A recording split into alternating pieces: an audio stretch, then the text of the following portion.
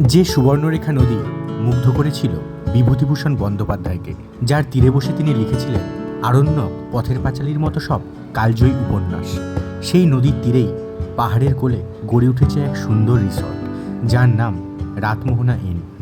আমাদের আজকের ঠিকানা ছিল সেখানে, আর সেখানের রুম রেন্ট, ফুডস, সব রকম অ্যামিনিটিস নিয়ে এই ভিডিও আপনাদের কাছে নিয়ে গেলাম। আমাদের পুরো এক্সপিরিয়েন্স আপনাদের সাথে শেয়ার করব। আজকে যে রিসর্টটা এসে আমরা উঠেছি এটার নাম হচ্ছে রাতমোহনা ইন। ঘাটশিলার সবথেকে বেস্ট প্রপার্টি কিন্তু এইটাই, আর এটা রাতমোহনা নদীর তীরে অবস্থিত বলে এটাকে রাতমোহনা ইন নাম দেওয়া হয়েছে। সেই রকম রিসর্টটা খুবই সুন্দর, তোমরা ড্রোন শটে দেখলে। এবার পুরো রিসর্টটা তোমাদের আমি ঘুরে দেখাই। প্রথমে কিন্তু এইখানে এরকম এক্সিকিউটিভ রুমগুলো রয়েছে ছোট ছোট ফ্যামিলিদের জন্য। সামনে এত সুন্দর একটা লন রয়েছে, বাগান, আর ওদিকে রাতমোহনা নদী রয়েছে, পাথুরে ভরা রাতমোহনা নদী। এখানে কিন্তু টোটাল দু ধরনের রুম রয়েছে, একটা হচ্ছে এক্সিকিউটিভ রুম আর একটা হচ্ছে মাড হাউস। বড় ফ্যামিলির জন্য মাড হাউসটাই বেটার, আর আমরা তাই আজকে মাড হাউস নিয়েছি। তোমাদের একবার আমাদের রুমটা ঘুরে দেখাই। দেখো, প্রথমেই কিন্তু বারান্দায় এরকম কাঠের কাজ করা বসার জায়গা রয়েছে, যেখানে তোমরা বসে চা ও কফি খেতে পারো। আর এখানে সুন্দর একটা কাজ করা আছে। আর রুমটা একবার তোমাদের দেখিয়ে দিই। এই হলো রুম, ঢুকলেই রয়েছে এরকম একটা বড় বেড আর সুন্দর ডিজাইন করা নকশা, উপরে বেতের কাজ করা। আর এদিকে টিভি রয়েছে, টেবিলটা কিন্তু খুব অসাধারণ, দুর্দান্ত দেখতে।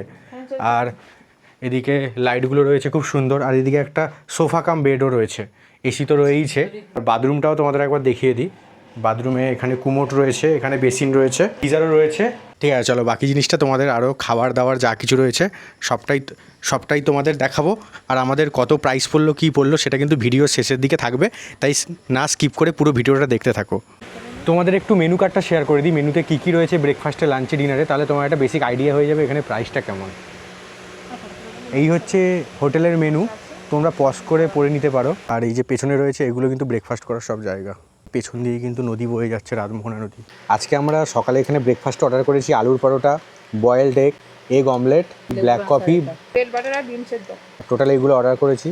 এখানে খাওয়ার কোয়ালিটি ভালোই থাকে, রিভিউটা মা দেবে কেমন। খুব সুন্দর, টেস্টি, ভালো। ভালো। তোর ব্রেড বাটার?